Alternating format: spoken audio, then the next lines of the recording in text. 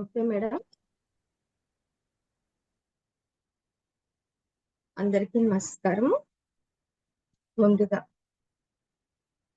బ్రహ్మశ్రీ పత్రిజీ గారికి నా ఆత్మ ప్రణామములు మరియు సద్గురు మూమెంట్ వ్యవస్థాపకులైన వంశీ కిరణ్ గారికి నా యొక్క ఆత్మ ప్రణామం తెలియజేస్తున్నాను. అలాగే జూమ్ లో ఉన్న ప్రతి ఒక్కరికి నా ఆత్మ ప్రణామములు. ఫ్రెండ్స్, మనము గత 2 సెషన్లుగా మనము శనిదేవుని గురించి తెలుసుకుంటున్నాము. అయితే ఈ రోజు అతని గుణములతో పాటు అతని ఆయుధము, వాహనాల గురించి కూడా తెలుసుకుందాం. ఓకేనా? అయితే అతని గుణములు పట్టుకోవాలి. మనం ఎంతసేపు కథను విని వ్యక్తులుగా భావిస్తూ ఉంటాం కదా. అంటే ఒక మనిషి రూపాన్ని ఊహించుకుంటాం. ఎందుకంటే మనము ఏదైనా కానీ కథ విన్నప్పుడు ఆ క్యారెక్టర్ని ఊహించుకుంటాం. ఇలా ఉంటాడు, ఇలా ఉంటాడు, ఇలా ఉంటాడు. అది ఒక భావన, మన మనసులో ఉద్భవించే ఒక భావన. ఆ భావనకు అనుగుణంగా మనం రూపాన్ని ఊహించుకుంటూ ఉంటాం. మనము ఎలా తీసుకోవాలి కథను అంటే ఒక భావనగా తీసుకోవాలి. మనలో ఉన్న భావనకి ప్రతిరూపంగా తీసుకోవాలి. అలా మనము తీసుకుంటే అతను శని ఒక క్యారెక్టర్ మన క్యారెక్టర్గా అభివర్ణించుకోవచ్చు. మనం ఏదైతే ఇప్పుడు ఏ స్థితిలో అయితే ఉన్నామో తను కూడా ఆ స్థితి నుంచి, అంటే శని నుంచి శని దేవుడిగా, శనీశ్వరుడిగా ఎదిగిన యొక్క వృత్తాంతము కథ తెలుసుకుంటే మనము మన జీవితాన్ని చూసుకున్నట్టుగా, మనల్ని మనం చూసుకున్నట్టుగా అనిపిస్తుంది. అంటే ఎప్పుడు మా వంశీ కిరణ్ మాస్టర్ చెప్పినట్టు తబల వెళ్ళి మధ్యలకి మొరపెట్టుకుంటుందండి. అలాగే మనం వెళ్ళి ఎవరికి చెప్పుకోవాలి మన బాధల్ని? ఆ శనిదేవునికే చెప్పుకోవాలి. ఎందుకంటే ఆ శని కూడా మనలాగే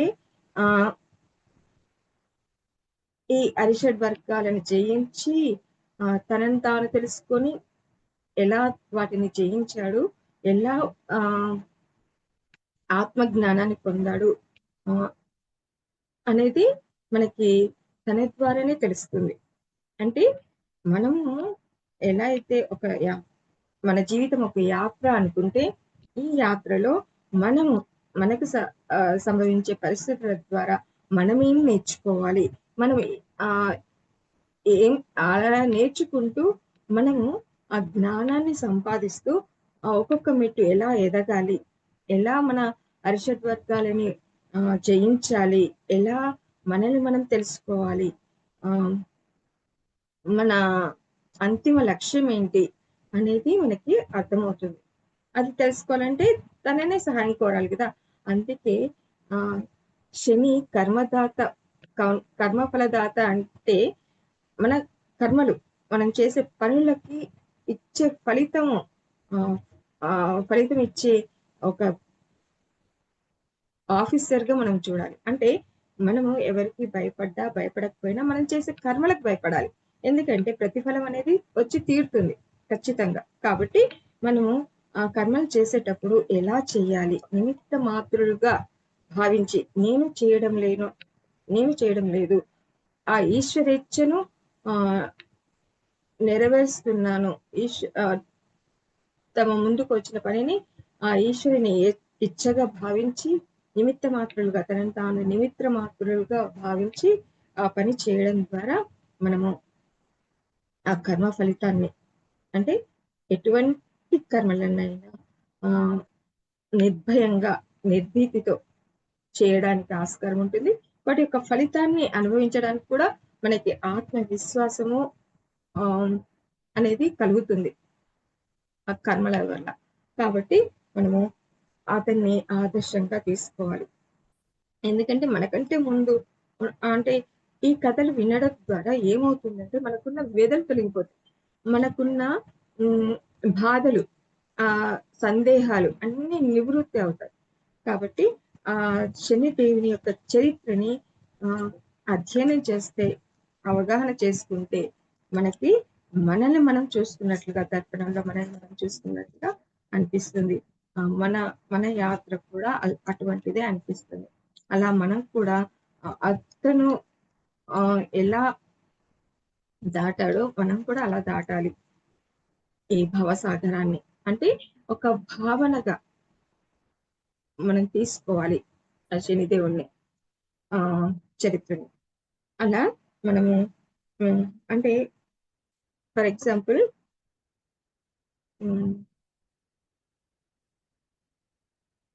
మన జీవితం ఒక యాత్ర అనుకుంటే, ఈ యాత్రలో మనము అరిషడ్ వర్గాలని దాటాలి కదా, జయించాలి కదా. దాన్ని జయించడానికి మనకు పరీక్ష అంటే జ్ఞానం ఉండాలి. అవి దాటాలంటే జ్ఞానం ఉండాలి. అటువంటి జ్ఞానాన్ని మనకి పరీక్షల ద్వారా మనకి తెలియజేస్తాడు.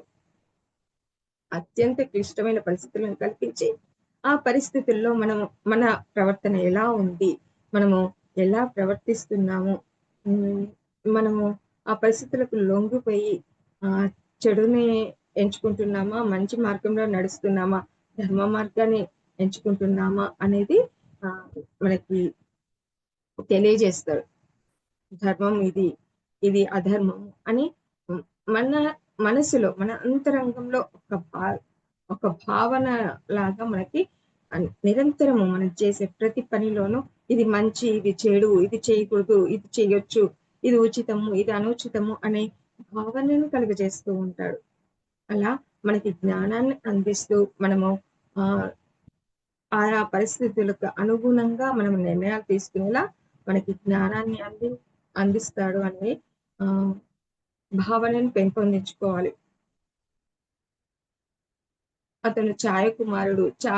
మరి సంజ్ఞ ఛాయని పెట్టేసి తను తపస్సుకి వెళ్ళిపోయింది కదా, మరి ఛాయ ఎలా భరించింది సూర్యుని తేజస్సుని, వేడిని అనేసి కొంతమందికి డౌట్లు వచ్చింది. అంటే అదొక అంటే ఛాయ అంటే మన నీడ కదా. మన నీడ మనం ఎటు వెళ్తే అటు వస్తుంది. కానీ ఆ ఛాయకు ప్రాణం పోసి తనని పెట్టినప్పుడు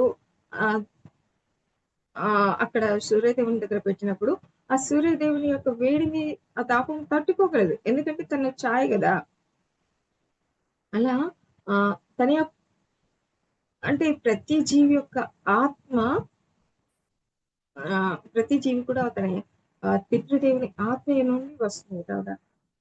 అప్పుడు అతని యొక్క గుణాలు, అతని యొక్క శక్తి కూడా తనలో ఇముడు ఉంటుంది.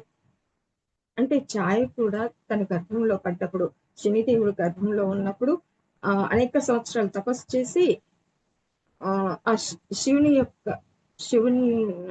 యొక్క వరాన్ని పొందుతుంది. తనకి అద్భుతమైన ఒక కుమారుడు జన్మిస్తాడని, అతను తనకే కాకుండా లోకంలోని ప్రతి జీవికి న్యాయాన్ని అందించడం కోసం ఫైట్ చేస్తాడు, అతను అందరికి న్యాయాన్ని చేకూరుస్తాడు అనే వరాన్ని పొందుతుంది. వరాన్ని మనం కూడా అంటే ఇక్కడ వరము పొందిన వాళ్ళు ఉన్నారు. చరిత్ర చూసుకుంటే శాపాన్ని పొందిన వాళ్ళు ఉన్నారు. శాపాన్ని వరంగా మార్చుకున్న వాళ్ళు ఉన్నారు. వరాన్ని శాపంగా మార్చుకున్న వాళ్ళు కూడా ఉన్నారు. ఫర్ ఎగ్జాంపుల్ తారకాసురుడిని తీసుకుంటే, తను శివుడికి ఎంతో తపస్సు చేసి, ఎన్నో సంవత్సరాలు తపస్సు చేసి శివుని వరం కోరుకుంటాడు. నేను ఎవరి వల్ల చనిపోకూడదని. అంటే ఒక ప్రాణిగా జన్మించినప్పుడు మరణం తప్పనిసరి, అది తప్ప ఏదైనా కోరుకో అంటే, సరే అట్లాగైతే బాగా ఆలోచించి శివుడైతే ఒంటరిగా ఉన్నాడు, తను పెళ్లి చేసుకోలేదు కాబట్టి అతని కుమారుడి చేత నేను వధించబడాలనే కోరికను కోరుకుంటాడు. అతను వరాన్ని పొందుతాడు. నిజానికి అతను పొందింది ఏంటి? వరం. శివుని యొక్క కుమారుడి చేతుల్లోనే తనకి మరణం సంభవించాలని. కానీ ఆ వరమే శాపమే అతని మరణానికి కారణమైంది. శివుడు ఆ వివాహానికి కారకుడయ్యాడు. నేను వివాహం చేసుకోనని సతిని బ్రహ్మ విష్ణువులు ఎంత ప్రార్థించినా కానీ ఆ సతీదేవిని పెళ్లి చేసుకోమని ఎంత వేడుకున్నా కానీ నేను చేసుకునేటాడు. ఎందుకంటే ఐశ్వర్యతో జన్మించిన ఆ తనని నేను చేసుకుంటే తను జ్ఞానం లేక పరిస్థితుల ప్రభావం వల్ల తను మరణానికి గురవుతుంది. తన వియోగానికి తన వియోగము సంభవిస్తుందన్న సత్యం తెలుసుకున్న వాడే అస్సలు వివాహానికి ఒప్పుకోడు. కానీ పరిస్థితులు చూడు ఎలా తీసుకొచ్చాయి. తను ఇచ్చిన వరమే ఆ రాక్షసుడికి అనాలోచితంగా దేవతలు వరాలు ఇచ్చేస్తూ ఉంటారు అనేసి అనుకుంటారు. కానీ వాళ్ళు తపస్సు చేసిన దానికి ఫలితం అనేది ఇవ్వాలి. ఖచ్చితంగా ఇచ్చి తీరాలి. మంచో చెడు తపస్సు చేశారు. వాళ్ళు చేసిన సాధనకి ఫలితాన్ని ఇవ్వాలి. ఇప్పుడు మనకి ఇష్టం లేని ఒక టీచరు, ఇష్టం లేని అబ్బాయి ఎగ్జామ్ రాస్తే కరెక్ట్ గా రాస్తే మార్కులు వేయాల్సిందే కదా. మంచిగా రాశాడు ఎగ్జామ్, అబ్బాయి చాలా చెడ్డవాడు, పొగరుబోతూ అందరితో గొడవలు పెట్టుకుంటాడు. అటువంటి అబ్బాయి రాసిన పేపర్ అనేసి తను చిన్న చూపు చూస్తుందా? లేదు కదా. తను రాసిన ఆన్సర్ కి కరెక్ట్ గా మార్కులు ఇచ్చి తీరాలి కదా. అలాగే వాళ్ళు చేసిన తపస్సుకి, సాధనకి ప్రతిఫలం అనేది ఇచ్చి తీరాలి దేవతలు. కాబట్టి వరాన్ని ఇస్తూ ఉంటారు. కానీ ఆ వరము వాళ్ళు ఎలా వినియోగించుకుంటారు, వాళ్ళ వరంగా తీసుకుంటారా లేక శాపంగా మార్చుకుంటారా అనేది వాళ్ళ మీద ఆధారపడి ఉంటుంది. అలా వరాన్ని శాపంగా మార్చుకున్న వాళ్ళని చూస్తాము మనము. అలాగే శాపాన్ని వరంగా మార్చుకున్న శ్రీరామచంద్రుడు సతి వియోగాన్ని తెచ్చుకుంటాడు శాపంగా. అంటే ఒక జన్మలో అంటే విష్ణు రూపంలో ఉన్నప్పుడు శివుని భార్యను కాపాడడం కోసం అతను ఒక రాక్షసుని జయించాలంటే అతని శక్తిని తక్కువ చేయాలి, అతని ఓడించాలి, అతని చెర నుంచి పార్వతీదేవిని రక్షించాలంటే మరి అతడు విచలితుడుగా కావాలి.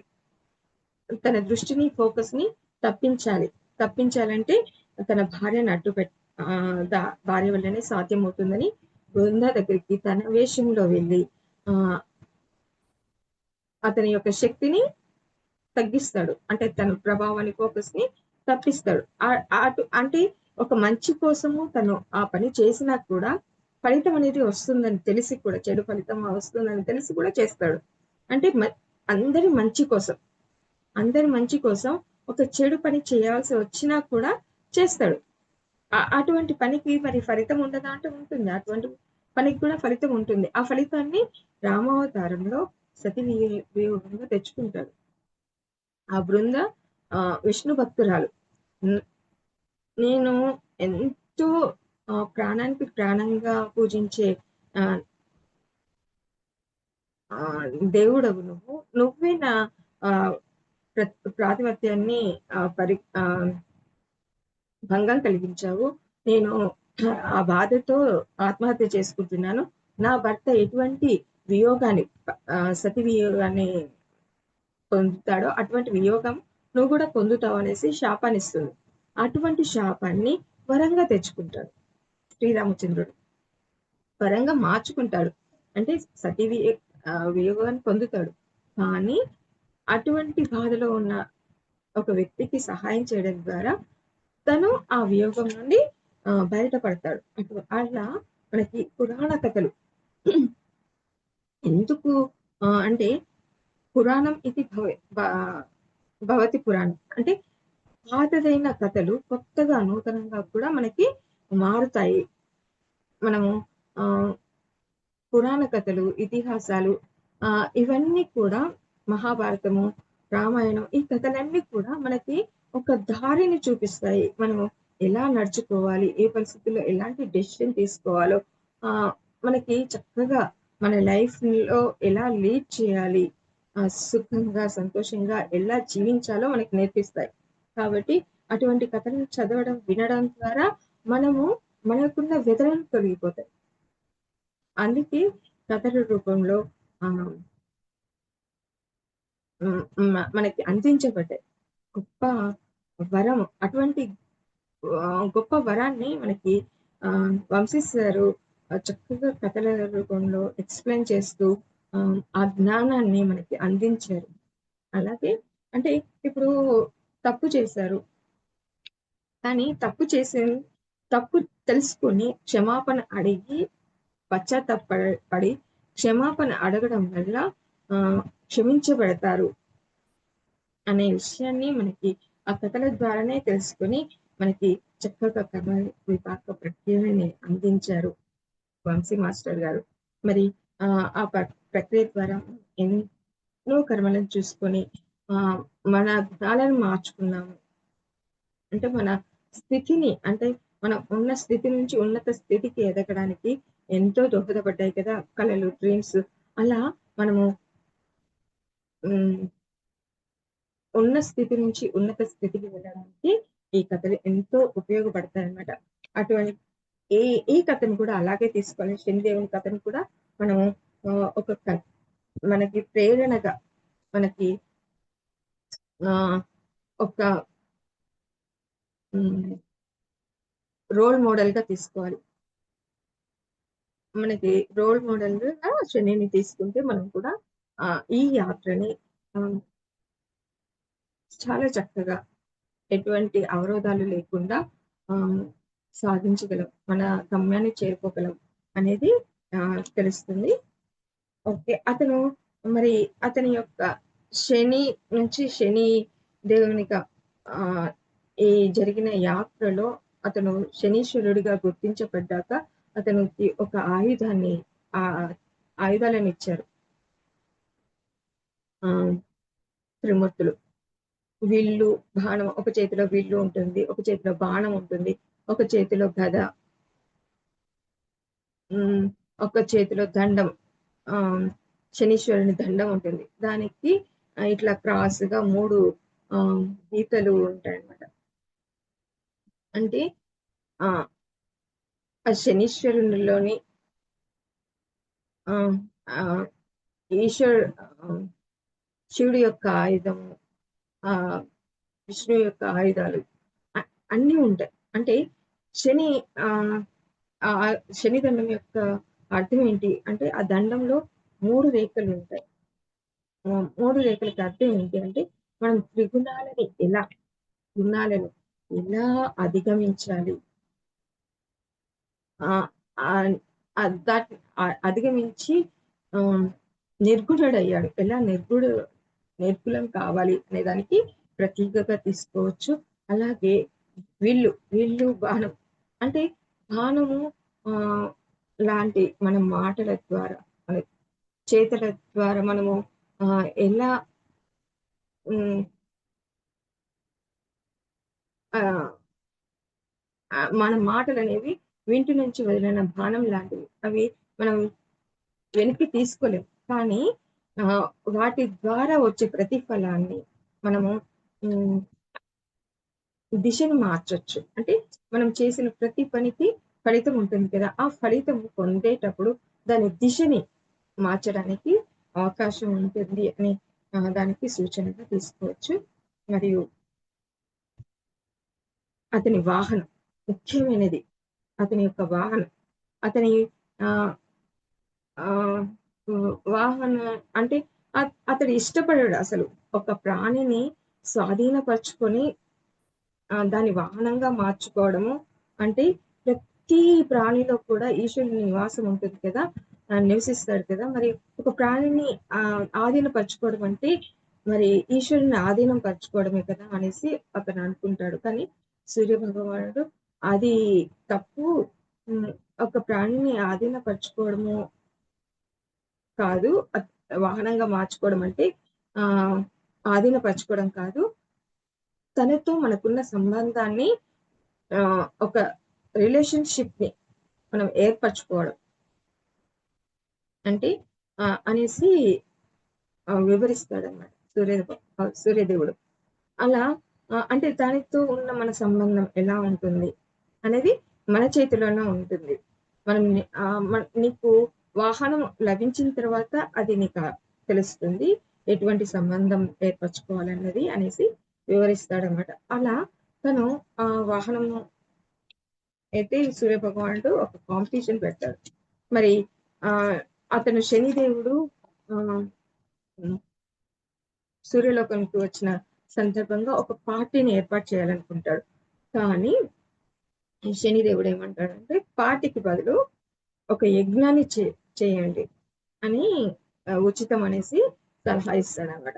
అయితే మరి ఆ యజ్ఞాన్ని చూసుకోవడానికి నిర్వహించడానికి మరి ఒక మంచి వ్యక్తి కావాలి కదా. అతడు యముడైతే కరెక్ట్ గా ఉంటుంది. నీ యొక్క జ్యేష్ఠ పుత్రులని సూచిస్తుంది అనమాట సజ్ఞదేవి. అప్పుడు సూర్యదేవుడు అంటాడు, నా ఇద్దరు పుత్రులు కూడా సమర్థులే దానికి, కాబట్టి నేను ఒక కాంపిటీషన్ పెట్టాలనుకుంటున్నాను అనేసి అంటాడు.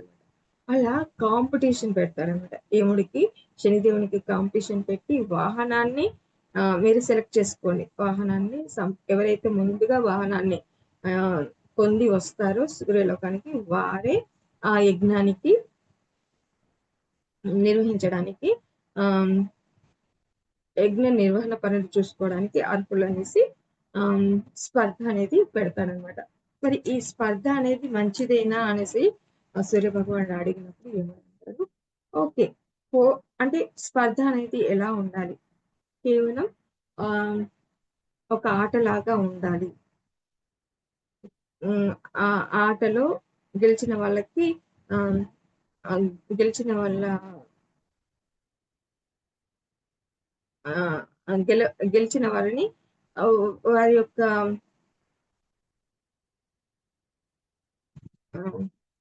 అలా ఆటలాగా ఉండాలి స్పర్ధ అనేది. అది ధర్మ ప్రకారము ఆటలాగా ఉంటే మంచిదే అనేసి యముడు సూచిస్తారనమాట. అప్పుడు శనిదేవుడు అంటారు, స్పర్ధ నా అభిప్రాయం ప్రకారం స్పర్ధ అనేది చాలా మంచిది. ఎందుకంటే వ్యక్తిలోని పోరాట శక్తిని, పటిమని పటిష్టం చేస్తుంది. ధైర్యాన్ని, సహనాన్ని పెంపొందిస్తుంది. మరి అంటే ఆ పోటీ ద్వారా తమలో ఉన్న గుణాలని బయటికి తీసుకొస్తుంది అని చక్కగా వివరిస్తాడనమాట. కాబట్టి స్పర్ధ ఎప్పటికీ మంచిదే. దాని యొక్క ఫలితం అనేది మంచికే దోహదం చేస్తుంది అనేసి శనిదేవుడు వివరిస్తాడనమాట. అలా పోటీ కోసం ఇద్దరు సమాయత్తం అవుతారు. అయితే ఒకరోజు ఏమవుతుందంటే ఈ పోటీకి మరి సంజ్ఞ ఎలా అంటే ఒక శత్రువులాగా చూస్తూ ఉంటుంది అనమాట శనిదేవుని. నా కొడుకుకే ఆ అధికారం రావాలి, నా కొడుకే గెలుపొందాలి, ఫస్ట్ రావాలి అనేసి అనుకుంటుంది. అనుకుని తన కొడుకుని ప్రోత్సహిస్తూ ఉంటుంది, నువ్వు శనిదేవుని కంటే ముందు వాహనాన్ని సంపాదించుకొని రా అని. అలాగే భృగు మహర్షిని పిలిచి తపస్సు చేసి అతన్ని ఆహ్వాన చేసుకుని నా కొడుకు వాహనం ఎప్పుడు దొరుకుతుందో చెప్పండి అనేసి అడుగుతుంది. మరి అది జరగబోయేది ముందు తెలుసుకోవడం అనేది తప్పు, మరి చెప్పకూడదు అనేసి అంటాడు అనమాట. అయినా సరే నువ్వు పిలిచావు కాబట్టి, తపస్సు చేసావు కాబట్టి ఏదైనా ఒక ప్రశ్న అడగడానికి అయితే అవకాశం ఇస్తున్నా అంటాడు. నా కొడుక్కి ఎప్పుడు వాహనం దొరుకుతుందా అనే ప్రశ్న అడుగుతుంది. అప్పుడు అతను గణించి జ్యోతిష ప్రకారం గణించి ఈ రోజు దొరుకుతుంది ఖచ్చితంగా అతనికి వాహనం. కాకపోతే అతను తన అంటే దృష్టిని పక్కదో పట్టించకపోతే ఈ రోజే ఖచ్చితంగా దొరుకుతుంది అనేసి చెప్తారన్నమాట. అతని దృష్టిని అస్సలు పక్కదో పట్టించను నేను అనేసి వాళ్ళ వెతుకుతూ ఉంటారనమాట. నీకు ఏ వాహనం అయితే బాగుంటుంది, గజము అనేసి ఒక పరిచారిక చెప్తుంది. గజము అయితే ఇంద్రదేవుని వాహనం కదా, అది నాకు అంత సూట్ కాదు అనేసి అంటాడు. నెమలి అంటారు, నెమలి కూడా సూట్ కాదు, అది వేరే దేవత వాహనము అనేసని అంటారు. అలా ప్రతీదీ తిరస్కరిస్తూ అసలు ఏదైతే బావుంటుంది తన గుణానికి. అంటే ఈ వాహనాన్ని ఎంచుకోవడం కూడా ఎందుకు అంటే ప్రకృతిలోని ఒక విశిష్ట గుణానికి ప్రతినిధిత్వం వహించడానికి ఉపయోగపడుతుందనమాట. ఇప్పుడు ఫర్ ఎగ్జాంపుల్ వినాయకుడి వాహనం ఎలుకని తీసుకుంటే అది దేనికి ప్రతీక? ఎలుక అనేది అజ్ఞానానికి ప్రతీక కదా! అంటే ఏ వస్తువునైనా కొరికి నాశనం చేసేస్తుంది. మంచిదైనా, చెడునైనా ఆహ్, ఆ వస్తువు నా నాశనం అవుతుంది కదా! అది కొరకడం వల్ల. అటువంటి ఎలుకని అజ్ఞానాన్ని మరి వినాయకుడు దేనికి ప్రతీక? బుద్ధికి ప్రతీక. బుద్ బుద్ధి, సిద్ధిని ఆహ్, తన హరేలుగా చేసుకుంటాడు. ఆ బుద్ధికి ప్రతీక. అంటే దాన్ని వాహనంగా చేసుకోవడానికి కారణం ఏంటంటే, ఎటువంటి అజ్ఞానైనా బుద్ధితో అధిగమించొచ్చు అని తెలియజేయడానికి. అటువంటి సూక్ష్మ జ్ఞానం ఇమిడి ఉంటుంది. ప్రతి ఒక్క దేవతా వాహనాన్ని తీసుకుంటే, ఆ వాహనం అతను ఏ గుణానికి ఆహ్, ప్రతి ప్రతినిధిత్వం వహిస్తున్నారో అది మనకి సూక్ష్మంగా ఉంటుందన్నమాట. అజ్ఞానం అనేది సూక్ష్మంగా తెలుస్తుంది. అలా మరి యమధర్మరాజు యొక్క వాహనం ఏంటి? దున్నపోతు. దున్నపోతు అని ఆ రోజు తను ఆహ్, సాధించుకుంటాడు. అయితే ఆ దున్నపోతు ఒక దున్నపోతుని చూస్తాడనమాట శనిదేవుడు. చూస్తే అది ఆహ్, చెట్లని అంటే పూల మొక్కలను తొక్కకుండా పక్కకి వెళ్ళిపోతుంది. అబ్బా! ఈ దున్నపోతులో కూడా భావన ఉంది. ఒక మంచి భావన ఉంది. అంటే దేన్ని నాశనం చేయకూడదు. ఆహ్, అనే ఒక మంచి గుణం ఉంది. ఒక మంచి భావన ఉంది అనేసి తన కృపా దృష్టిని ఆ దున్నపోతు మీద చూపిస్తాడనమాట. అంటే తన దృష్టిని దాని మీద ఉపయోగిస్తాడు. అప్పుడు ఆహ్, ఆ వన అది అక్కడి నుంచి వెళ్ళిపోతుంది. ఒక వనంలో విశ్రాంతి తీసుకుంటూ ఉంటుంది చెట్టు కింద. అప్పుడు హ్మ్. ఎవరు ఇంద్రదేవుడు. ఇంద్రదేవుడు ఆహ్, అంటే వర్షాన్ని కురిపించేటప్పుడు ఆహ్, తన ఆ దున్నపోతు మీద ఆహ్, తన ప్రభావం పడేలాగా చేస్తాడనమాట. అప్పుడు ఆ దున్నపోతు ఆహ్, అన్నిటిని ధ్వంసం చేస్తూ అడవిలోని చెట్లని కూల్చేస్తూ, ధ్వంసం చేస్తూ అన్ని ప్రాణులకు హాని కలిగిస్తూ తిరుగుతూ ఉంటుందనమాట. మనుషులకి మనుషులను గాయపరుస్తుందనమాట. ఆహ్, ఆ భ హ్మ్. వాళ్ళు ఆ అంతఃపురానికొస్తారు. ఆహ్, గాయపడిన మనుషులొచ్చి ఇలా ఒక దున్నపోతు మన రాజ్యం సమీపంలో ఉన్న వనంలో ఒక దున్నపోతు అందరిని గాయపరుస్తుంది. తన వల్ల అందరికి నష్టం కలుగుతుంది. దాన్ని ఎలాగైనా పట్టుకోవాలనేసి అడుగుతారనమాట. అభ్యర్థిస్తారు ప్రజలు. అప్పుడు శని దేవుడు దాన్ని అదుపు చేయడం కోసం వెళ్తారనమాట. అలా ఆ వనానికి వెళ్ళినప్పుడు ఏమని దాన్ని నేను ఆహ్, లొంగదీసుకోవడానికి ట్రై చేస్తాను. నువ్వు ఆ వనంలో అగ్నిని రాజేస్తుందది. ఆ అగ్నిని ఆపడానికి నువ్వు వెళ్ళు అనేసి అంటాడు. అప్పుడు ఆ దున్నపోతుని అదుపు చేసినప్పుడు ఆ దున్నపోతి అతనికి వాహనంగా మారుతుందనమాట. అద్ ఆహ్, ఆహ్, దానికి ఆ! ద అంటే హ్మ్. దా దాని ఆహ్, యముని యొక్క ప్రభావం వల్ల దానికి అర్థమవుతుంది. యముని యొక్క వాస్తవిక రూపము అర్థమవుతుంది. తన వ్యక్తిత్వము అర్థమవుతుంది. వ్యక్తిత్వము అర్థమై అతనికి వాహనంగా మారుతుందనమాట. అలాగే ఇటు ఒకవైపు శనిదేవుడు అగ్నిని ఆర్పడానికి వనంలోకి వెళ్తాడు. ఎలా ఆర్పాలని ఆలోచిస్తున్నప్పుడు తనకి గుర్తుకొస్తుంది. తన ఆహ్, కంటి వల్ల చూపు వల్ల శీతలంగా ఎంతో అగ్నితో ఉజ్వలంగా ప్రకాశిస్తున్నటువంటి సూర్యదేవుడిని శీతలంగా మారుస్తాడు కదా! తేజ ఎంతో తేజస్సుతో వెలిగిపోతున్న అతన్ని నిస్తేజుడిగా మార్చేస్తాడు కదా! అది గుర్తుకొచ్చి తను అలా చేయాలనుకుంటాడు. అప్పుడు అక్కడ ఒక కాకిని చూస్తాడు. ఆహ్, ఏంటి ఆ కాకి ఒక సరోవరంలో ఉన్న అంటే సరస్సులో ఉన్న నీటిని తన నోటితో తీసుకొచ్చి ఆర్పేస్తూ ఉంటుందనమాట. అప్పుడు అడుగుతాడు, "ఎందుకు నువ్వు ఈ పని చేస్తున్నావు? నీ నోట్లో ఎన్ని నీళ్లు పడతాయి? ఈ అగ్నిని ఎలా ఆర్పగలవు?" అనేసనంటే ఆ కాకి చక్కగా సమాధానం ఇస్తుంది. ఆహ్, ఆర్ నేను ఆర్పలేకపోవచ్చు. ఈ కానీ దానికోసం నేను ప్రయత్నం చేయలేదన్న ఆహ్, బాధ నాలో ఉండకూడదు. నేను కూడా ప్రయత్నం చేశాను ఆర్పడానికి అన్న హ్యాపీనెస్ నాకు కావాలి. నేను దాన్ని దాన్ని ఆర్పడానికి నేను గూడా ట్రై చేశాను అన్న ఆహ్, అంటే నేను ఏ అంటే ఒక చెడును చెడు జరుగుతున్నప్పుడు దాన్ని ప్రతిఘటించడానికి నేను గూడా ట్రై చేశాను అన్న సంతృప్తి నాకు కావాలి. అందుకే నేను ట్రై చేస్తున్నాను. నాకు తెలుసు నా శక్తి ఏంటో. నేను అంత నీటిని తీసుకురాలేను. అంత అగ్నిని ఆర్పలేనని తెలుసు. కాకపోతే నేను ట్రై చేస్తాను ఆర్పడానికి.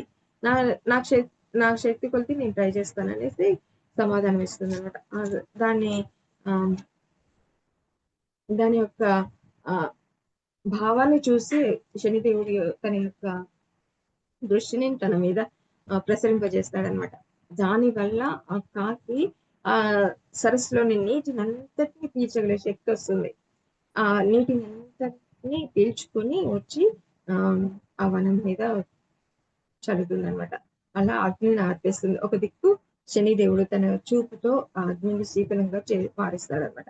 అలా అడవిలోని అగ్నిని మార్చడం వల్ల ఆహ్, మార్చిన తర్వాత నీ యొక్క అయితే అగ్నిని ఆర్పేసిన తర్వాత హ్మ్. పూజ కోసం యజ్ఞానికి అదే మారేడు వృక్షం కనిపిస్తుందనమాట. ఇది శివునికి ఎంతో ఇష్టమైన ఆకు. దీన్ని పెట్టడం వల్ల శివుని మీద పెట్టడం వల్ల మన కోరికలన్నీ తీరుతాయి కదా! అంటే, మరి నా కోరిక ఎవరు తీరుస్తారు ప్రభు? అనేసి కాకి అడుగుతుందనమాట. నేను ఆహ్, సమాజంలో అంటే లోకంలో అతి ఆహ్, హీనమైన ప్రాణిని అనేసి అనుకుంటారు. నన్ను ఎవరు గౌరవించరు. మరి అటువంటి నాకు ఇంతటి శక్తి వచ్చిందంటే అది నీ ప్రభావం వల్లనే. మరి ఆహ్, మమ్మల్ని మేము నేను దానికి ఎంతో కృతజ్ఞతలు కలిగి ఉన్నాను. మరి నన్ను వాహనంగా మార్చుకోండి, స్వీకరించండి అని అడుగుతున్నాను. అలా, అలా కాకిని తన వాహనంగా ఎంచుకుంటాడు. అంటే ఏదైనా ప్రాణి తనకు తానుగా వాహనంగా మారితే నేను స్వీకరిస్తాను అంటాడు తన తండ్రితో. అలా తనకు తానుగా వాహనంగా మారడానికి కాకి ముందుకొస్తుంది. దాన్ని వాహనంగా మార్చుకుంటాడు. అండ్ చూడండి మనం కాకులని ఆహ్, అశుభంగా చూస్తాం. అశుభానికి ప్రతీకగా చూస్తాం. అవి ఆహ్, అశుభ్రమైన పదార్థాలు తింటాయి. అది ఎక్కడ వాలితే అక్కడ ఆ ప్లేస్ అపవిత్రమైపోతుంది అని అనుకుంటూ ఉంటాం కదా! కానీ అటువంటి అశుభానికి ప్రతీకైన కాకిని వాహనంగా ఎంచుకుంటాడు. అంటే ఈ సృష్టిలో ఏ ప్రాణి కూడా నీచమైనది, అల్పమైనది కాదు అని మనకు తెలియజేయడం కోసం. అంతే కదా! అంటే ప్రతి ప్రాణిలో కూడా ఈశ్వరుడు ఉంటాడు అని అంటారు కదా! మరి అటువంటి ఈశ్వరుడు ఉన్న ప్రాణి నీచమైనది ఎలా అవుతుంది? మన శరీరంలో ఏ అంగమైన ఎలా దానికదే ప్రత్యేకమైనదో అన్నీ అవసరమైనవే కదా! అన్నీ ఉపయోగమైనదే కదా! మనకి కుడి చెయ్యి ఉపయోగమైనది, ఎడమ చెయ్యి అనవసరమైనది అని అనుకోం కదా! కుడి చెయ్యి ఎంత ఉపయోగమైనదో, ఎడమ చెయ్యి కూడా అంతే ఉపయోగమైనది. మన శరీరంలో ప్రతి పార్టు ఉపయోగకరమైనదే. ఎలా ఉపయోగకరమైనదో అలాగే మరి ఈ ప్రపంచంలోని ప్రతి ప్రాణికి కూడా ఉపయోగమైనదే. ప్రపంచంలో అసమతుల్యాన్ని సమతుల్యం చేయడానికి ఆహ్, ఉపకరంగా మనకి ఆహ్, ఉపయోగపడుతుందనమాట. అంటే మరి సమతుల్యం కావాలి గదా! అందరూ అశుభ్ ఆహ్, హ్మ్. హ్మ్. మరి అంటే ఆహ్ ఒకసారి సంజ్ఞ అంటుంది. తను కాకులకి భోజనం పెడుతూ ఉంటే, ఇవి అశుభమైనవి, అపవిత్రమైనవి. వీటిని ఇక్కడ నువ్వు వీటికి ఆహారం వేయడం ద్వారా ఈ ప్రదేశాన్ని అపవిత్రం చేశావనేసి అంటుంది. అప్పుడు అతను ఎలాంటి సమాధానం చెప్తాడంటే శనిదేవుడు, ఇవి హ్మ్. ఆహ్, అంటే అశుభ్రమైన పదార్థాలను స్వీకరిస్తాయి. అటువంటి ప్రదేశంలో ఉంటాయి కాబట్టి ఇవి అశుద్ధమైనవి అనేసనంటే, వె అసలు నా అభిప్రాయం ప్రకారం ఇవి ఎంతో శుద్ధమైనవి. అంటే ప్రపంచంలోని ఆహ్, అశుభ్రాన్ని శుభ్రం చేసి ఆహ్, ఆహ్, కాపాడుతున్నాయి కాబట్టి అవి ఎంతో శుభ్రమైనవి నా దృష్టిలో అంటాను. అంటే మనకి అంటే మంచి, చెడు అనేవి రెండిటిని సమానంగా తీసుకోవాలి. ఏ అన్నిట్లోనూ మంచి, చెడు 2 ఉంటాయి. మనకు కావాల్సిందేంటి? మనం తీసుకోవాల్సిందేంటి? అనేది మనకి తన వాహనం ద్వారా చక్కగా మనకి తెలియజేశాడనమాట. అంటే ఈ వాహనం ద్వారా శని యొక్క శనిదేవుని యొక్క వాహనం ద్వారా తెలుసుకోవాల్సిందేంటి? అన్ని ప్రాణులని, సర్వ ప్రాణులను సమానంగా చూడాలి. సమదృష్టితో చూడాలి. భేదభావము ఉండకూడదు. మనలో ఆ సమాన భావం ఎప్పుడైతే వస్తుందో, మనం మనలోని అన్ని వికారాలను జయించగలం. వీళ్ళెక్కువ, వీళ్ళు తక్కువ అనే భావాన్ని జయించగలం. సమదృష్టి అనేది అలవడుతుంది అనే సత్యాన్ని మనం తీసుకోవచ్చనమాట. అంటే శనిదేవుని యొక్క వాహనము మనకి ఒక సత్యాన్ని, ఒక ప్రకృతి నియమాన్ని మనకి తెలియజేస్తుందనమాట. ఒక ప్రకృతి ఆహ్, గుణానికి ప్రతిని ప్రతినిధిగా మనకి తీసుకోవచ్చు.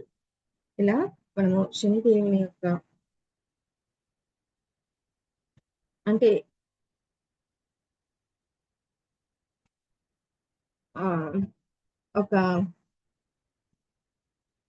తన లైఫ్‌ని ఒక ప్రేరణగా తీసుకొని ఆహ్, ఇన్‌స్పిరేషన్ అన్నమాట. ఇన్‌స్పిరేషన్‌గా తీసుకొని మనం దృఢ సంకల్పంతో మన ఆహ్, లక్ష్యాన్ని మనం చేరుకోవచ్చు అని మనం తెలుసుకోవచ్చు. ఓకేనా ఫ్రెండ్స్? ఓకే. ఈ అవకాశాన్ని కల్పించినటువంటి సద్గురు మూవ్‌మెంట్ వ్యవస్థాపకులైన వంశీ కిరణ్ గారికి, నా యొక్క కృతజ్ఞతలు. మీకు కూడా ఆహ్, కృతజ్ఞతలు తెలుపుకుంటున్నాను ఫ్రెండ్స్. ఓకే. మరి ఎవరికైనా